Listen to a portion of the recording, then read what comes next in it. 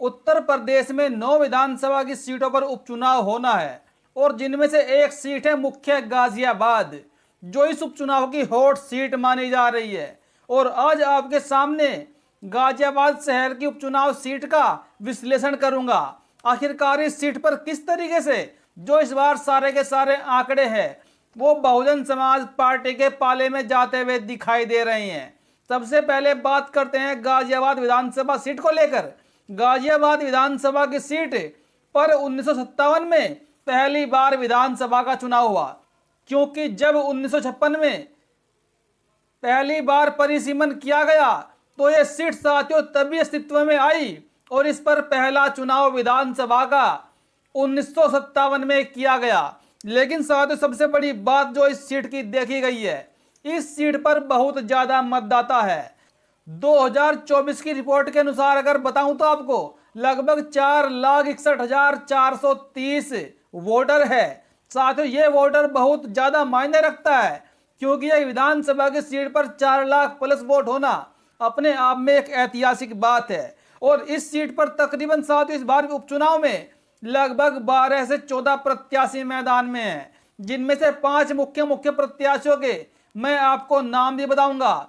और इस सीट का जातीय समीकरण, जो जातीय आंकड़ा है, वो क्या कुछ कहता है, इस बार यह सीट किसके पाले में जाने की पूरी संभावना है, वो भी साथियों आपको बताऊंगा। साथियों ये सीट बहुजन समाज पार्टी के लिए खास क्यों मानी जा रही है, क्योंकि जो यहां पर बीएसपी ने अपना समीकरण बिठाया है वो बिठाया है दलित, बनिया और मुस्लिम समाज और पिछड़े समाज को लेकर।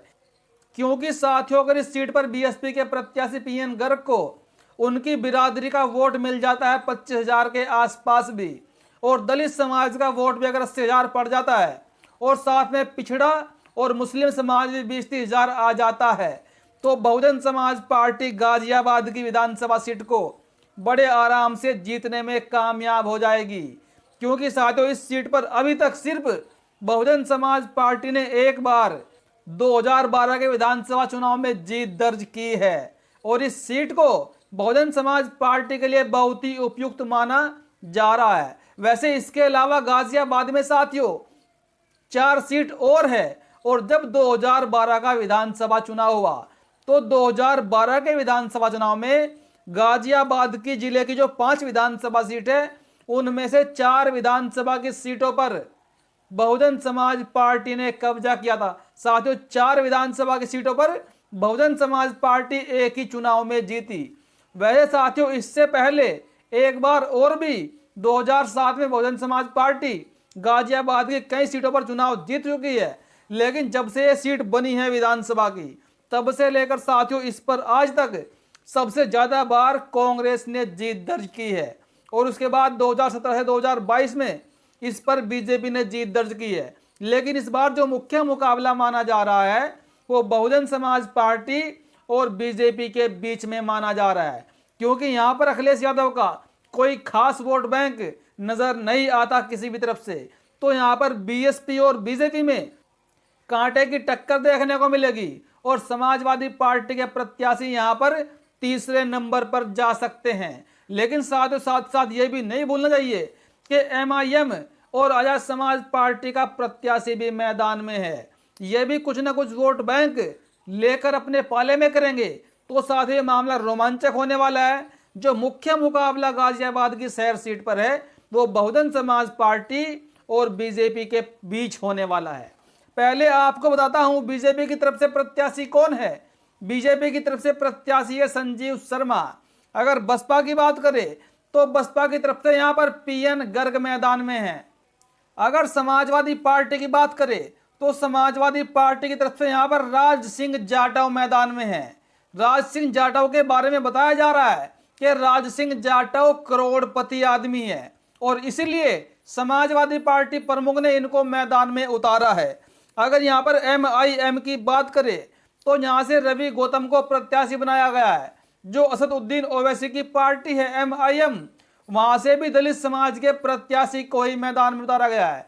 यहां पर मैं आपको एक बात क्लियर कर दूं, पहले गाजियाबाद की विधानसभा सीट पर बीएसपी ने रवि कुमार गौतम को ही अपना प्रत्याशी बनाया था, लेकिन उसके बावजूद जातीय समीकरण फिट न बैठने के कारण यहाँ पर रवि गौतम का टिकट काट दिया गया और उसकी जगह पर पीएन गर्ग को यहाँ पर प्रत्याशी बनाया गया। और अगर बात करें आजाद समाज पार्टी की, तो आजाद समाज पार्टी की तरफ से इस सीट पर सत्यपाल चौधरी को गाजियाबाद की विधानसभा सीट का प्रत्याशी बनाया गया है। साथियों, गाजियाबाद की विधानसभा सीट इतनी हॉट क्यों मानी जा रही है, इसका भी साथियों एक मुख्य कारण है, क्योंकि जो गाजियाबाद की विधानसभा सीट है, यहाँ पर दलित समाज का वोट बैंक सबसे ज्यादा है और इसीलिए यहाँ पर दो पार्टियों ने दलित समाज के प्रत्याशियों को ही मैदान में उतारा है। समाजवादी पार्टी से राज सिंह जाटव, एमआईएम की तरफ से रवि कुमार गौतम। यहाँ का जातीय आंकड़ा क्या कहता है? जिस तरह बहुजन समाज पार्टी ने यहाँ पर बनिया समाज का प्रत्याशी बनाया, वैश्य समाज का प्रत्याशी बनाया, जिनका नाम परमानंद गर्ग है, जो पहले भी 7 चुनाव लड़ चुके हैं। यहाँ पर अगर मैं आंकड़ा बताऊं, जातीय आंकड़ा बताऊं वैश्य समाज का, यहाँ पर लगभग वैश्य समाज का वोट 36,000 है साथियों। 36,000 वोट बैंक यहाँ पर वैश्य समाज का है। और अगर यहाँ पर दलित समाज की बात करूं तो सबसे ज्यादा वोट बैंक इस सीट पर दलित समाज का है साथियों। 82,500 वोट गाजियाबाद शहर की विधानसभा सीट पर दलित समाज का है और इसी बात को लेकर यह सीट बेहद ही हॉट सीट मानी जा रही है। यहाँ पर ब्राह्मण समाज का प्रत्याशी बीजेपी ने उतारा है और यहाँ पर ब्राह्मण समाज का वोट बैंक जो है वो लगभग साथियों 56,000 है। 55,900 ब्राह्मण समाज का वोट बैंक गाजियाबाद की सीट पर है। अगर यहाँ पर पिछड़ों की बात की जाए तो पिछड़े समाज का वोट यहाँ पर साथियों 44,000 के आसपास है। मुस्लिम समाज यहाँ पर कम ही है। मुस्लिम समाज का वोट बैंक यहाँ पर बहुत कम है। लगभग 35,000 वोट बैंक गाजियाबाद की सीट पर मुस्लिम समाज का वोट बैंक है। ठाकुर बिरादरी का वोट बैंक यहाँ पर 26,000 है। पंजाबी वोट बैंक यहाँ पर 12,000 है। अगर बात करें यादव की, जिस जाति से अखिलेश यादव जी आते हैं, तो यहाँ पर यादव समाज का वोट बैंक मात्र 11,700 है। बाकी और भी कई सारी जातियां जिनका कम संख्या में वोट बैंक है, उनको इसमें इंक्लूड साथियों नहीं किया गया है। और एक तरफ साथियों बड़ी खबर आ रही है महाराष्ट्र से। महाराष्ट्र में एमआईएम पार्टी के नेता ने समाजवादी पार्टी पर बड़ा आरोप लगाया है, क्योंकि समाजवादी पार्टी महाराष्ट्र के अंदर उन सीटों पर मुख्य रूप से चुनाव लड़ रही है जहां पर एमआईएम ने अपने 16 प्रत्याशी मैदान में उतारे हैं।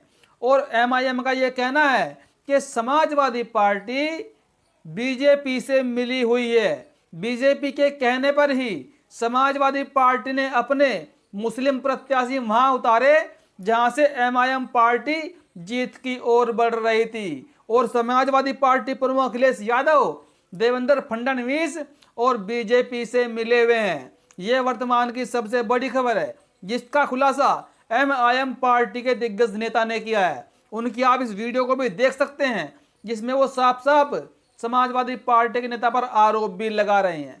इस इलेक्शन के अंदर अगर सबसे घटिया राजनीति कोई कर रहे हैं तो शख्स का नाम है अबू आसिम, समाजवादी पार्टी के नेता।